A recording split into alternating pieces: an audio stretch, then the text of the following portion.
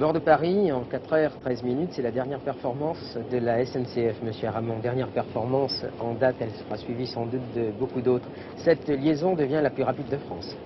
Oui, ce train qui circule depuis le 1er juin est maintenant le plus rapide de France sur long parcours, puisqu'il effectue la liaison Hendaye-Paris à 130 km/h de moyenne et la liaison Bordeaux-Paris, et Paris-Bordeaux bien sûr, à 137 km/h de moyenne, ce qui est actuellement le record sur long parcours.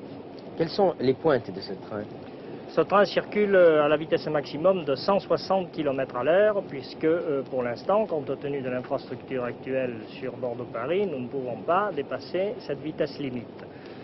Mais dans un avenir que nous espérons relativement proche, et compte tenu des travaux qui seront effectués dans les prochains mois, nous comptons bien pouvoir faire circuler des trains à 200 km/h, ce qui réduira encore dans des proportions extrêmement importantes la durée de trajet entre Bordeaux et Paris. 200 km/h, le Capitole circule déjà à cette vitesse? Alors le Capitole circule déjà à 200 km/h entre les Aubrais, Orléans et Vierzon, et dans des conditions de confort excellentes, ce qui nous permet maintenant de pouvoir envisager les mêmes mesures ailleurs, lorsque évidemment les infrastructures le permettront. Mais pour l'instant, vous n'avez pas été obligé de les changer, ces infrastructures? Non, nous pouvons circuler jusqu'à 160 km/h sur les infrastructures traditionnelles. D'ailleurs, je précise bien que les changements qui seront à apporter concerneront à peu près exclusivement la signalisation qu'il faut améliorer et certains points singuliers de la ligne qu'il faudra également aménager. Ce train circule entre Madrid et Paris. Que se passe-t-il à la frontière? Alors la particularité de ce train est justement de permettre le trajet Paris-Madrid sans transbordement, parce que comme vous le savez, les écartements de voies espagnoles et françaises sont différentes, et jusqu'à maintenant, il fallait se transborder à la frontière. Actuellement, et depuis le 1er juin, un système de changement d'essieux a été installé à Hendaye, de sorte qu'on peut maintenant procéder à la substitution d'essieux des voitures-lits pendant que les voyageurs peuvent continuer leur sommeil. Ce train circule dans le sens Aquitaine-Paris le matin, dans le sens Paris-Aquitaine le soir. Cela permet aux hommes d'affaires de déjeuner dans la capitale et de rentrer chez eux. Voilà, alors il constitue également une amélioration importante de la desserte Paris-Bordeaux, parce que le matin, il est peut-être un petit peu matinal, mais enfin, il faut tenir compte que l'on arrive à Paris à 10h40, ce qui laisse encore un bon bout de temps avant le déjeuner. Et le soir, il part à 6h05 et permet donc aux Bordelais de rentrer chez eux pour 22h20, ce qui est encore une heure très convenable pour ne pas se coucher trop tard. C'est-à-dire que l'on est à la frontière vers minuit? Et on est à la frontière à 0h, 0h30, 0h à Bayonne, 0h30 à la frontière. Quel est l'avenir de ces relations ferroviaires? Du côté d'Orléans, nous voyons des travaux. Quels sont-ils, ces travaux? À quoi sont-ils destinés?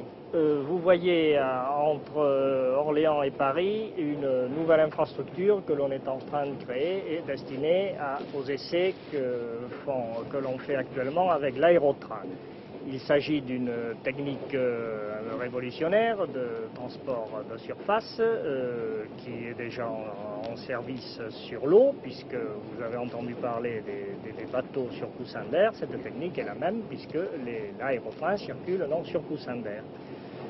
Seulement, il s'agit encore d'une technique expérimentale et il est encore beaucoup trop tôt pour connaître les applications qui pourront en être faites sur le plan commercial. Par contre, on pourrait réaliser les liaisons par turbotrain assez rapidement. Alors, le turbotrain est également une technique de traction nouvelle. Elle a l'avantage d'être utilisée, d'être placée sur du matériel traditionnel, puisque le turbotrain est monté sur les caisses d'autorail que vous connaissez bien. Et avec cette technique, on peut atteindre des vitesses extrêmement élevées qui peuvent être de l'ordre de 300 km/h. Les transports par chemin de fer ont encore un grand avenir devant eux, puisque justement avec ces systèmes de turbotrain, nous atteindrons des vitesses qui seront très comparables à celles de l'aviation, compte tenu évidemment des suggestions terminales. Je ne crois pas trahir un secret que de dire qu'il existe un projet actuellement dont l'étude est très avancée et qui consiste en à la création d'une infrastructure nouvelle qui en première étape serait créée entre Paris et Lyon et où on admet qu'on pourrait faire le trajet en 2 heures entre Paris et Lyon, étant entendu que le très gros avantage du turbotrain est de circuler sur les voies traditionnelles et par conséquent de pénétrer dans les agglomérations avec les infrastructures existantes. Une dernière question en ce qui concerne les liaisons Aquitaine-Paris. La Puerta del Sol existe donc depuis le 1er juin. L'étendard continue sa carrière qui s'annonce très brillante. Oui. Le drapeau également. Et le Sud Express pour parler du Frère-Aîné. Oui. Combien de liaisons par jour? Bien, il existe 9 liaisons par jour entre Bordeaux et Paris, dont certaines, comme celle que vous venez de citer, sont évidemment des relations très rapides. Il existe une correspondance qui, de Dax, mène les voyageurs qui emprunteront la Puerta del Sol de Paris à 18h05 et ces gens-là arriveront donc à Pau à 0h38, ce qui est une excellente relation de soirée et toute nouvelle depuis le 1er juin, permettant aux Palois de rentrer chez eux en partant de Paris en fin de journée.